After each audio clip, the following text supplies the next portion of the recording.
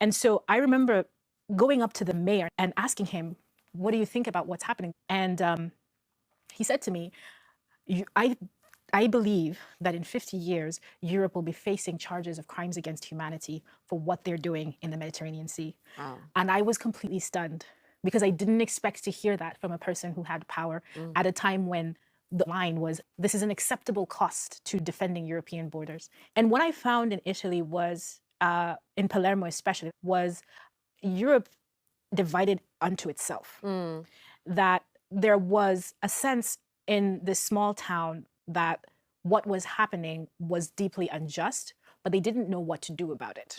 So because they're on the front line, when bodies wash up, they wash up on their beaches. When boats capsize, when the ships, rescue people, they end up in their ports. They're not sitting in Milan and in Rome and in Brussels dealing with abstractions. They're dealing with real people. And you see the same thing in Hungary, with the Hungary refugee crisis. It's the people who actually have to go and fish those bodies out of the barbed wire. They have a completely different moral structure from the people who are sitting in the capital passing all of these really, really cruel refugee laws.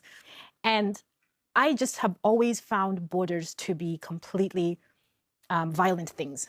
Nobody leaves home unless home is the mouth of a shark. People don't just flee unless there's something really difficult. So for me, the experience of witnessing came with this realization. Again, we talked about stories and narrative. There's a story that is being told to Europeans by Europeans about the necessity of these violent borders, that the people who are on the front line, the people who are having to dredge the bodies out of the water, are experiencing something completely different.